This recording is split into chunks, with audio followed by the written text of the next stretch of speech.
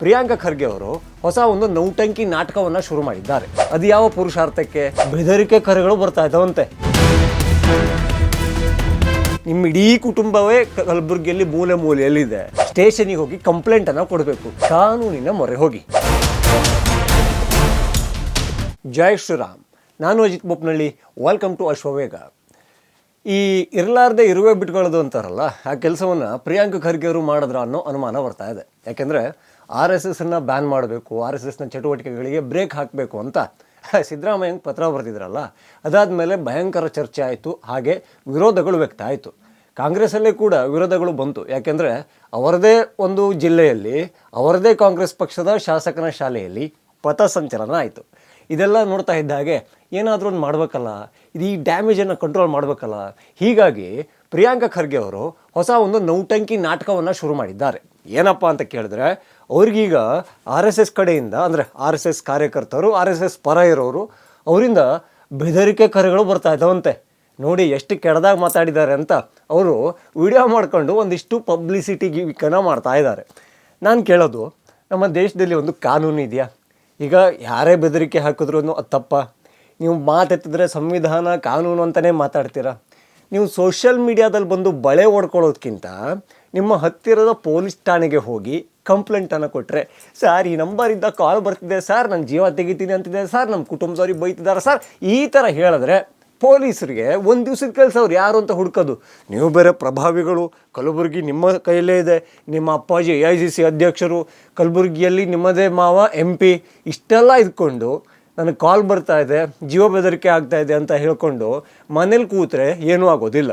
ಒಂದು ಕಾಲ್ ಬಂದಿರೋದು ಸುಳ್ಳು, ಬಂದಿರೋದೇ ಆಗಿದ್ದರೆ ಯಾರೋ ನಿಮ್ಮ ಕಡೆಯವರೇ ಮಾಡಿರ್ಬೋದಾ ನಿಮಗೆ ಅನ್ನೋ ಡೌಟನ್ನು ಶುರುವಾಗಿದೆ. ಸೋಷಿಯಲ್ ಮೀಡಿಯಾದಲ್ಲಿ ಜನ ಇದ್ರ ಬಗ್ಗೆ ಭಯಂಕರ ವಿಚಿತ್ರ ಚರ್ಚೆಗಳನ್ನು ಶುರು ಮಾಡಿದ್ದಾರೆ.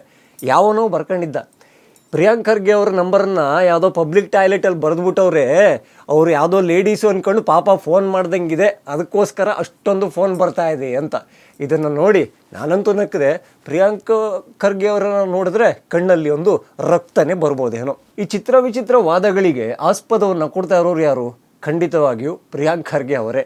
ಮಾಡೋ ಕೆಲಸ ಬಿಟ್ಟು ಬಾಕಿ ಏನೋ ಕೊಟ್ಟಂಗೆ ಅಂತ ಹೇಳ್ತಾರಲ್ಲ, ಆ ಕೆಲಸವನ್ನು ಮಾಡದಿದ್ದರೆ ನಿಮಗೆ ಯಾರು ವಿರೋಧ ಮಾಡ್ತಾಯಿದ್ರು?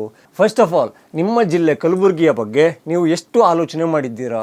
ಎಷ್ಟು ಸೀರಿಯಸ್ ಆಗಿದ್ದೀರಾ? ಕಲಬುರಗಿಯಲ್ಲಿ ಕೆಲವೇ ದಿನಗಳ ಹಿಂದೆ ಕಲಬುರಗಿ ಮೂಲದ ಒಂದು ಚಿಕ್ಕ ಹುಡುಗಿಯನ್ನು ಮೈಸೂರಿನಲ್ಲಿ ಅತ್ಯಾಚಾರ ಮಾಡಲಾಯಿತು. ಆ ಆರೋಪಿಯನ್ನು ಗುಂಡು ಹೊಡೆದು ಲಾಕನ್ನು ಮಾಡಲಾಯಿತು. ಆ ಕುಟುಂಬದ ಬಗ್ಗೆ ಯಾವಾಗಾದರೂ ಧ್ವನಿಯನ್ನು ಎತ್ತಿದ್ದೀರಾ? ಯಾಕೆ ನಿಮ್ಮ ಜಿಲ್ಲೆಯವರಲ್ವ, ಅವ್ರ ಪಾಪ ದಲಿತರಲ್ವ, ಬರೀ ದಲಿತ ಕಾರ್ಡು ಹಾಕ್ಕೊಂಡು ಈಗ ದಲಿತ ನಾಯಕರಿಗೆ RSSಯಿಂದ ಬೆದರಿಕೆ ಕರೆ ಬರ್ತಾ ಇದೆ, ಅಶ್ಲೀಲವಾಗಿ ಮಾತಾಡ್ತಿದ್ದಾರೆ ಅಂತ ಹೇಳ್ತೀರಲ್ಲ. ಎಲ್ಲರಿಗೂ ಈ ದೇಶದ ಕಾನೂನು ಸಿಕ್ಕೇ ಸಿಗುತ್ತೆ. ಹಾಗಾಗಿ ನೀವು ಈಗ ಏನು ಮಾಡಬೇಕು? ಬೇಸಿಕ್ ಸೆನ್ಸು, ಸ್ಟೇಷನಿಗೆ ಹೋಗಿ ಕಂಪ್ಲೇಂಟನ್ನು ಕೊಡಬೇಕು. ಆ ವಿಡಿಯೋವನ್ನು ಶೇರ್ ಮಾಡಿದ್ದೀರಾ, ಅದರಲ್ಲಿ ನಂಬರನ್ನು ಹೈಡ್ ಮಾಡಿದ್ದೀರಾ, ಅದು ಯಾವ ಪುರುಷಾರ್ಥಕ್ಕೆ? ಅವರ ಪ್ರೈವೇಸಿಯನ್ನು ನೀವೇನಾದರೂ ಕಾಪಾಡ್ತಾ ಇದ್ದೀರಾ? ಖಂಡಿತ ಇಲ್ಲ. ನೀವು ಮಾಡೋ ಕೆಲಸಗಳಿಗೆ ಒಂದು ವಿಶೇಷವಾದ ಗಮನವನ್ನು ಕೊಡಿ. ಈ 2016ರಲ್ಲಿ ಶುರುವಾಗಿದ್ದ ಏರ್ಪೋರ್ಟು ಬಂದಾಗಿದೆ ಕಲಬುರಗಿಯಲ್ಲಿ. ಕಾರಣ ಏನು? ಅಲ್ಲಿ ಜನರ ಕೊರತೆ ಇದೆ, ಅಂದರೆ ಪ್ರಯಾಣಿಕರ ಕೊರತೆ ಇದೆ ಅಂತ. ಆ ಬಗ್ಗೆ ನೀವು ಸೀರಿಯಸ್ ಇಲ್ಲ.